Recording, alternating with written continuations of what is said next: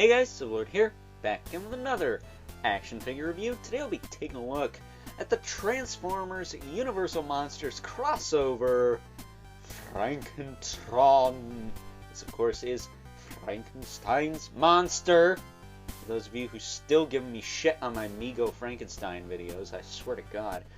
And of course this is brought to us by the fine folks over at Hasbro, who decided to mash up Frankenstein's monster with, well, some kind of vehicle, I guess. But they made him a Decepticon, Terracon, whatever con. Now, this is not the first installment in this Universal Monsters crossovers line. There was a Dracula one. I believe his name was Draculus. And he, of course, turned into a bat. He was a reuse of the Mind Wipe, is it? Body mold. And this guy is reuse of a body mold that hails from, I want to say, War for Cybertron Siege or Earthrise. Either way, Evil Villain, friend of the channel, has sent me at least one figure utilizing this body buck. So, shout out to him for that. But unfortunately, I do have that in storage. And I don't have any real Transformer comparisons for this review. Mostly because I don't review Transformers that turn into vehicles. I review Transformers that turn into Eminals. So, with that being said, let's cut right to the chase and get into the meat and taters of this review. Taking a look-see at Frankentrpn's accessories.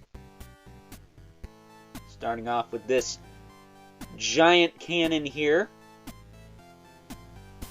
which comes with this dark energon effect that you can plug right into the end there. That's pretty cool. And there are multiple places you can plug this. That's what she said. It's got a port right here.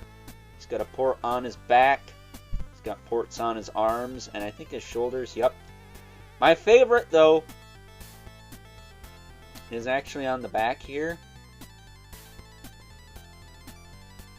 Because you can make it look like he's being brought to life. With that big column of dark energon coming down. So that's pretty cool. But taking a closer look at Frankentrpn, he's got the cool new head sculpt there. And he does have some new parts. I believe the legs are new. I believe the hands are new. Don't think we've seen those before. The chest might be new. And maybe some other parts. But either way, he's got some new stuff going on. Maybe the arms? Not sure. But he is reused from a previous figure, so as far as his articulation goes, it'll be the same as that one was. The head can look up and down pretty well due to transformation. It does have a swivel there. Not a lot of tilt, but that's fine. You can hinge this thing up like that. It's supposed to collapse for vehicle mode, but it's fine where it is there. His shoulders go out pretty far. You rotate around. He's got a bicep swivel, hinge in the elbow. He does have a hinge in the wrist, but it's only in and out here. And unfortunately, he is stuck with the the Frankenstein's monster pose. I really wish he had a wrist swivel. He does not, and that blows because that really limits what you can do with this guy. I think I would have preferred had the hands been, the way to hold weapons. That way you could just turn the arms to pose him in the Frankenstein pose. Frankenstein pose for this guy would be a little bit more like this. And it just kind of looks like he's opening, those old cowboy western style doors where there's like two halves and you got to push them open like that. And that's all I could see with this pose. It's like it doesn't work, And that sucks, because this figure is pretty sweet otherwise. So that's a bummer. He does have like a makeshift ab crunch. If you unpeg him here. So he can crunch like full 90 degrees. But I prefer to leave that snapped in. He does have a diaphragm twist. His hips can kick forward and back. Out to the side. Nice ratchets there. He's got a knee swivel. I thought he had a thigh cup, but he's just got a knee swivel. And a single knee, about almost 90 there. And he has a rocker in the foot. Not so much a hinge, though. So a little limited on articulation. But not terrible. Better than some deluxes, but not as good as others. So while I do like this figure, it's got its shortcomings.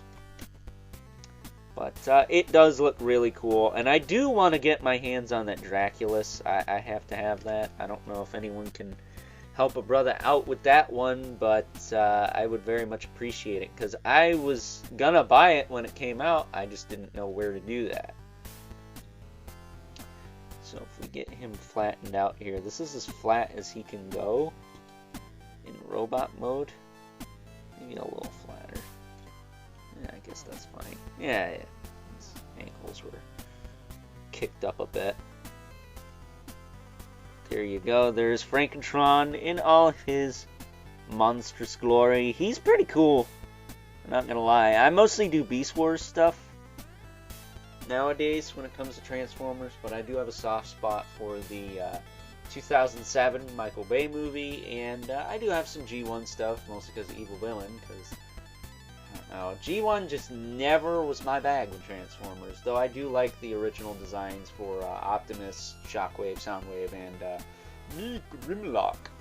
But before we wrap things up with some final thoughts, here he is alongside two regulars, the Mythic Legion's brother Mandibulus, and the infamous 11 Spawn, just to give you an idea how this guy scales with other figures. That could be, you know, Voyager class, Deluxe class size for Transformers. And of course, he's a little shorter.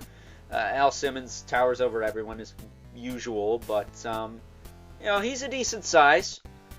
And for those of you wondering, hey, you gonna transform him? Yeah, hold your horses. We're gonna save that to the end. Because is anyone really going to display this guy as a tank? I mean, come on, man. So with that being said, it's time now that we wrap things up. Wrap up this rather short review anyways, with some final thoughts.